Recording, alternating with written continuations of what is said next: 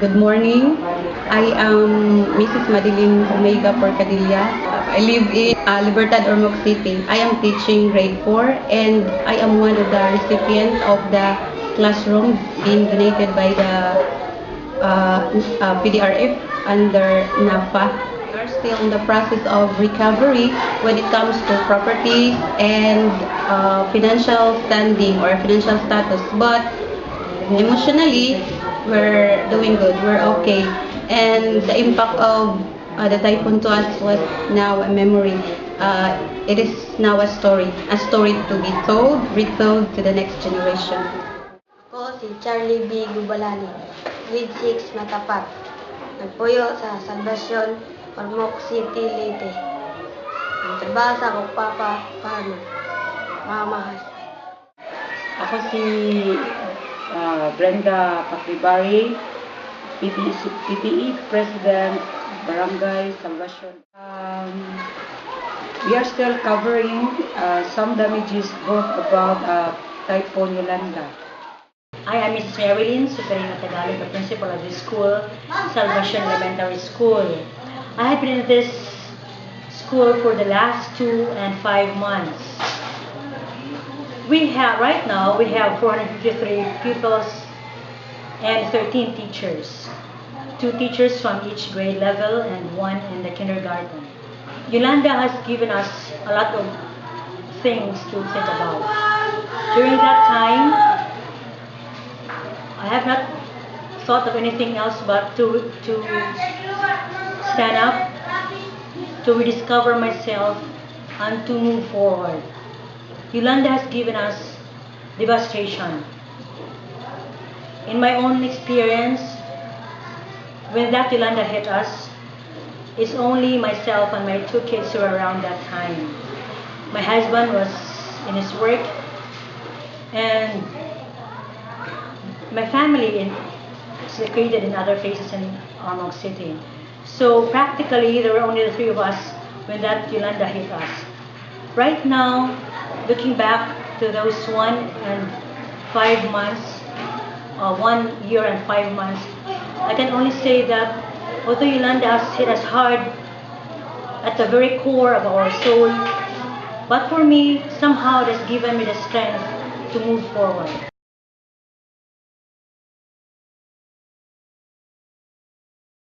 The Typhoon Yolanda brought to us so much destruction. Most of the people were under the state of trauma.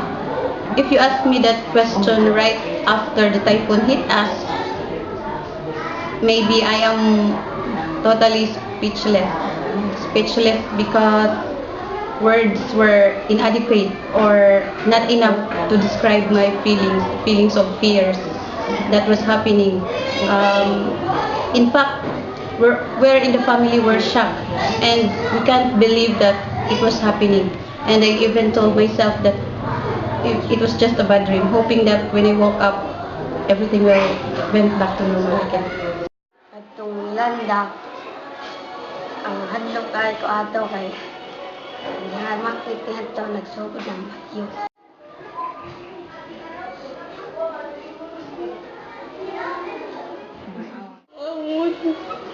Papa, siguro na mabuhat ko para mga tulog ni sabi niya naman ay ako pagkuha na mo pagbalihan to niya taon-taon kay hindi ko sumutong hangin nga tumitay sala to na tumila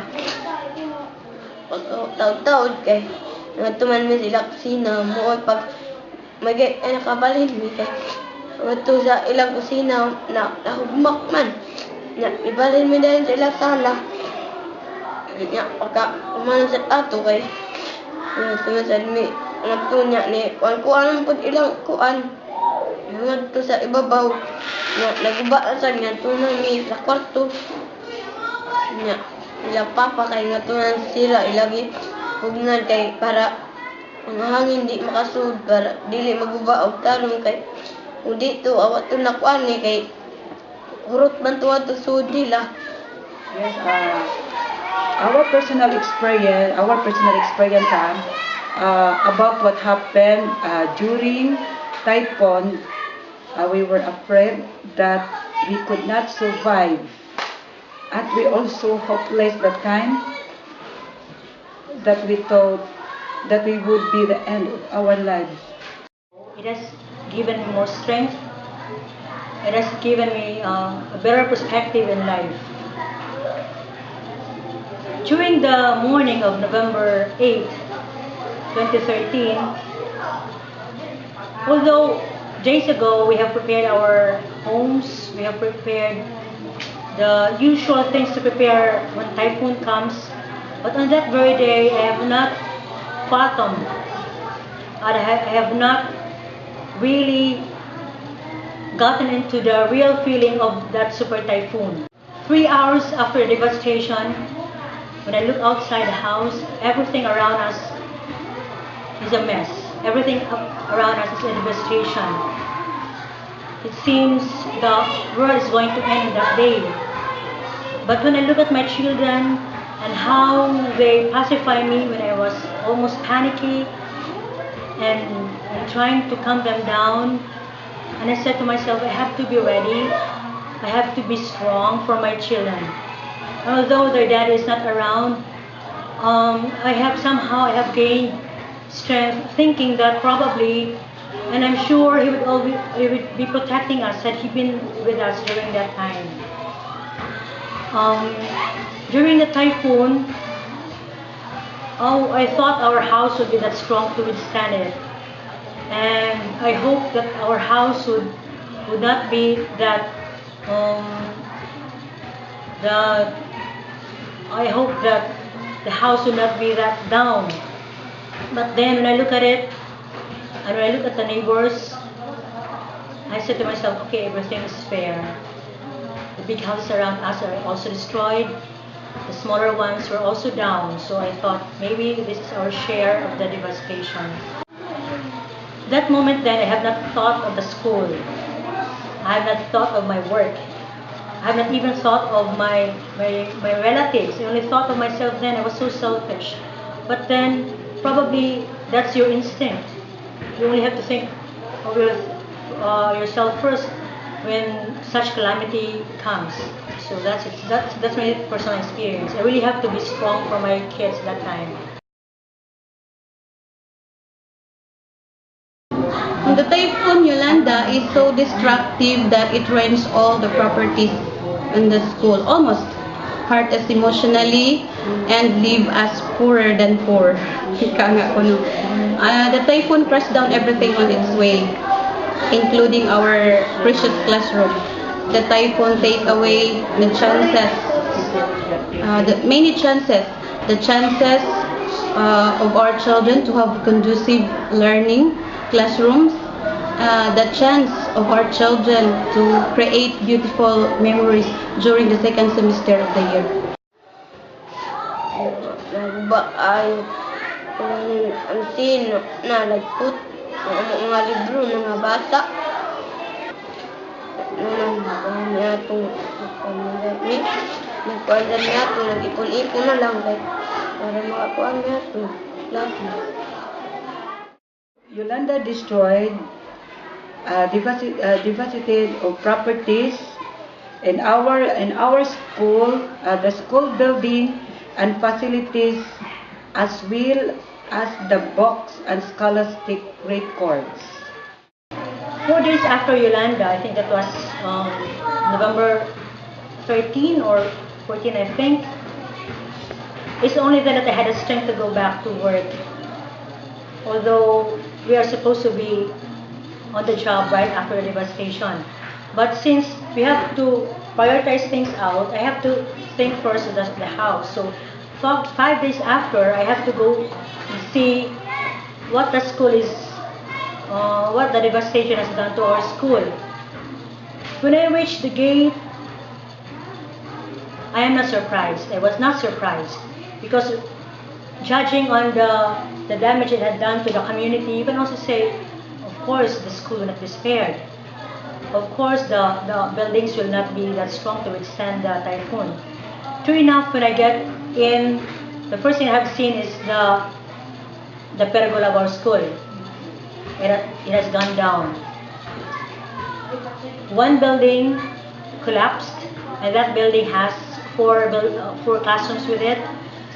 Out of the 13 classrooms that we had in our school, only 3 were left for the evacuees to get shelter in. 6 of it were roofless, while the other 4 were in dismay, were down. Right there and then I have thought to myself, okay, how long will this take me to recover the school? How long will the children have to suffer before we can get the most conducive space for them to learn again? And how will this affect the teaching learning process which our teacher are trying to give to the children? That's the first thing that came into my mind. How will the children recover? How will the teacher recover? Where in fact, most of them are also, all of us are still recovering from our personal struggle with Yolanda. With the help of the different agencies in our government, private sectors, different organizations, generous people, and loved ones, we had slowly recovered. And I have learned that during unexpected calamities, people can rise up again when we are all helping. And nothing is impossible if we're holding each other and believing each other. I have learned that we should always be ready every time we heard news about family and typhoon. The most important is the prayer. We cope up because of some help lent by different donors, some financial assistance and materials heartily given by some donors. Will learn to be ready financially, materially, especially the primarily needs when threat of disaster being announced, especially NAFA with PDRF. How did I cope with it? Personally, I thought I would not be able to cope with it. Judging on the percentage of the damage done to our house and almost 90% damage which it has done to our school, I personally said probably it will really take, probably I will not be here in this school anymore when these buildings will go up again.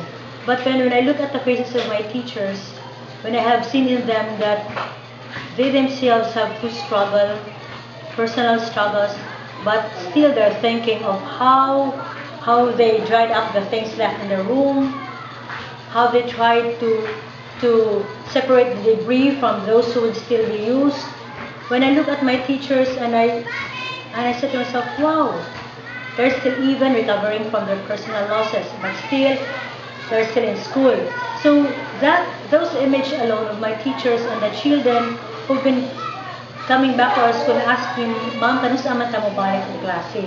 When are we going back to school again? So somehow those lines from the children and from the hard work which my teachers are giving, the time they have given to the school, that give me the strength and that give me the coping strength, that give me the will to move on, to move forward, not only for my personal achievement, not only for my personal help with the school, but also for my teachers, their energy, for my teachers' coping mechanism to cope up with the devastation. The lesson learned, we have been listening to so many speeches with regard to the Yolanda survivors, and it's always been the will of the Filipinos to stand, the resiliency of the Filipinos to stand despite problems which they had met. On my end, that will also be my case. I have learned a lot out of that experience. I have learned to survive. I have learned to listen to my co-teachers. I have learned to look at their hard work, their capacity to move forward. And that's what I have learned, that in unity, there's always a strength. When all of you will have the same mission, when you have the same goal, when you look forward for a very simple mission, and that is to recover from the mess of Yolanda, then I can say that yes, I have learned a lot from that experience.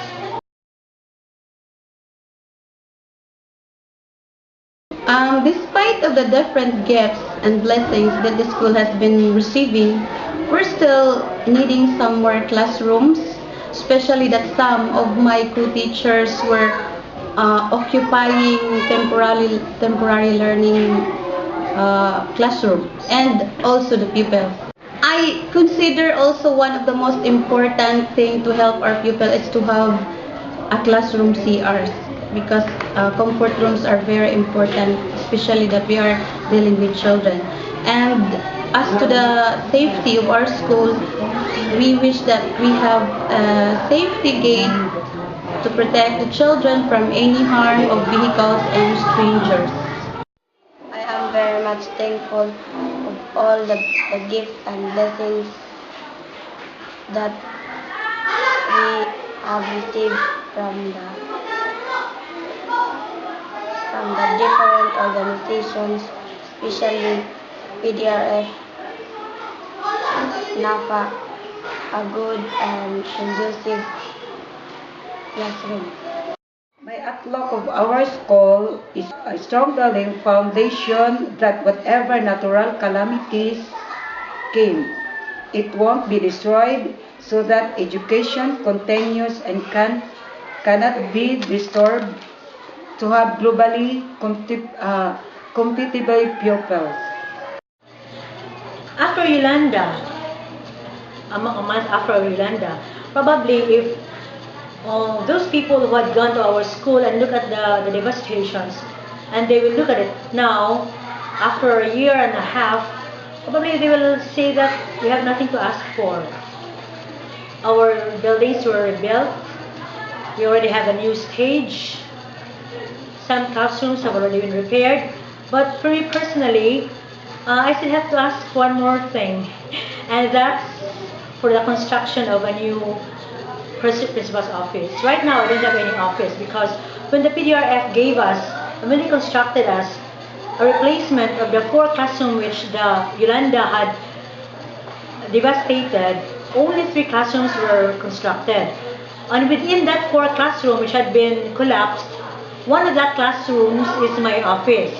So practically, we still have shall we say, we still lack one building or one classroom for the staff, and for the principal's office. We still don't have it right now.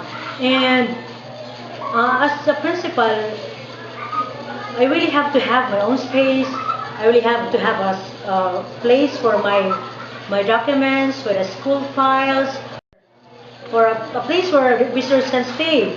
But since I don't have that access right now, so I'm just jumping around from one classroom to the other. When I supervise, so I go from one classroom to the other. But when I work on something, I just have to go from one classroom to another to have my reports made and to have my other works to be done. So right now, I hope that in the future, another building will be constructed, SPG office, probably a clinic, a library, and one space probably is for the principal's office. Right now, that's the only thing I can ask for. But for the instruction classroom-wise, everything is in order. All the classrooms have already been in place. All the pupils are already in place. Again, of course, except for my office, which is lacking still.